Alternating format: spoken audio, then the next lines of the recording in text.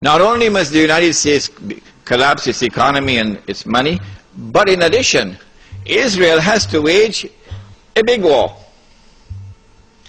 which even non-Muslim political analysts are now anticipating. A big war.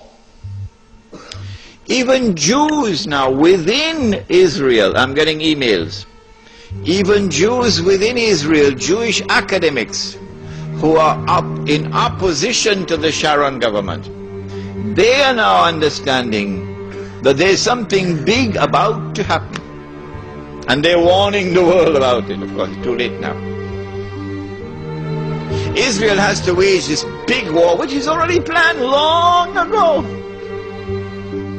And the territory of the state of Israel will dramatically expand.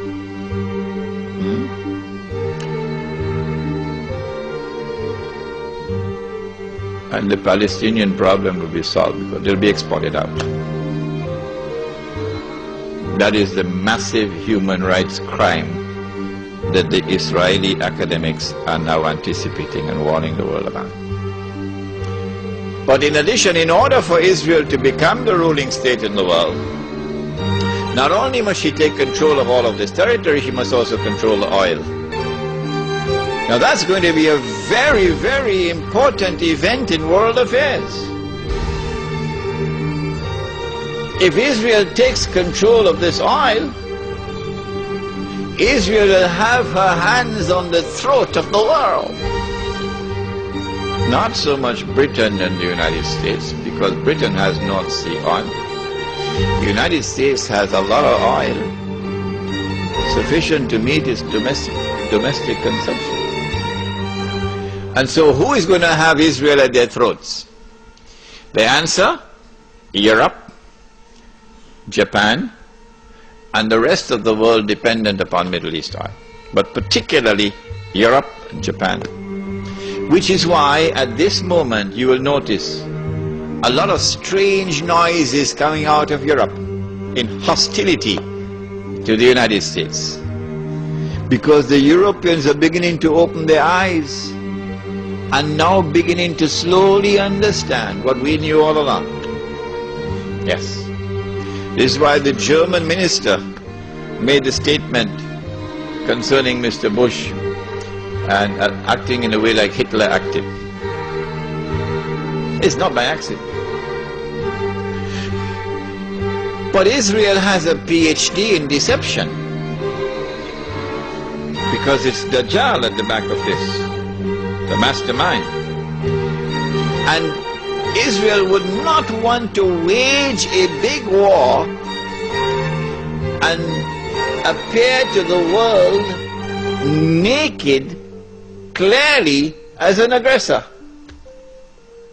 No, that's not deception.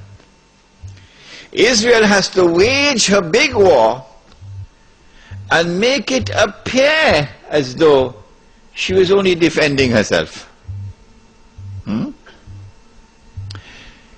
The only Muslim I know of who has had the capacity to be able to penetrate the deception that has been going on all these years, the only one I know of was a man who never went to Al-Azhar University.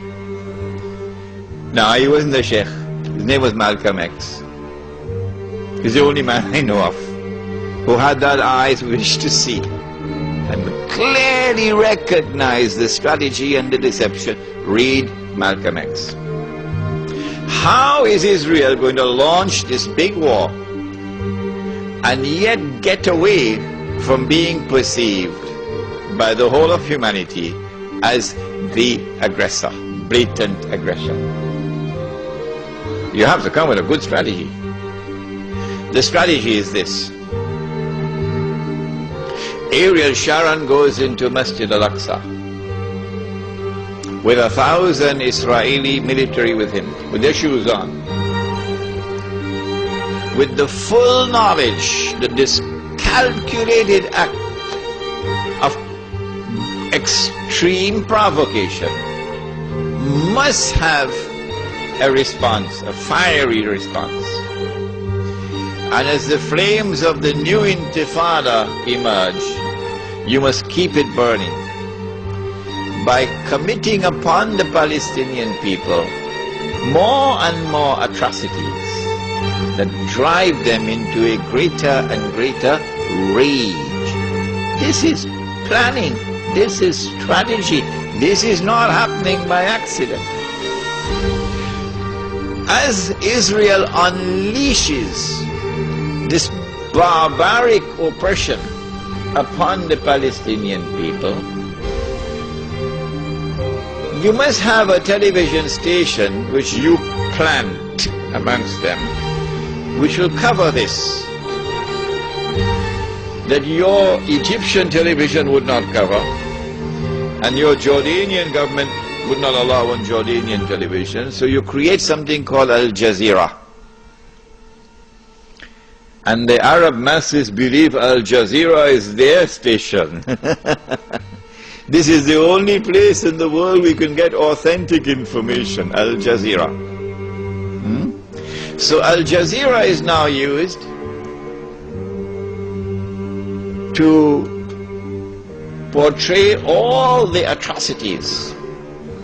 And so around the Arab world, the masses only have to tune into Al Jazeera and they know what's happening. And so the Arab masses become more and more angry, more and more enraged. And guess who begins to tremble now? The governments which are pro-American. The governments which have entered into peace treaties with Israel. These are the ones who are now trembling because their people are becoming more and more enraged. So Mubarak in Egypt and Saudi Arabia, I don't know, it's Fahad or Abdullah, and Abdullah in Jordan, and Sheikh Sabah in Kuwait, etc. Israel has to judge the temperature on the ground in the Arab world. And because Israel has a strategic military alliance with the United States of America, it is when Israel judges the temperature to be hot enough, only then will Israel give the go-ahead to the United States to attack Iraq. Only then. And you have to inform the whole world in advance that you're going to attack Iraq. So the masses must be expecting it. Why? So that when the United States attacks Iraq, you would have the kind of spontaneous outbursts and their struggle against the oppression of the Shah, that there were also others at work to help them without their even knowing it. So they have finessed this methodology of how to bring the masses out onto the streets. And this is what is about to occur. As the masses go out onto the streets, the ones who are going to be targeted are the pro-American regimes in the Arab world. The objective? To get one or more of these regimes to fall through massive demonstrations, anti-American and anti-Israeli demonstrations. Which one is likely to fall first? Let me stop. If the Jordanian government falls in consequence of the attack on Iraq, and the Jordanian government,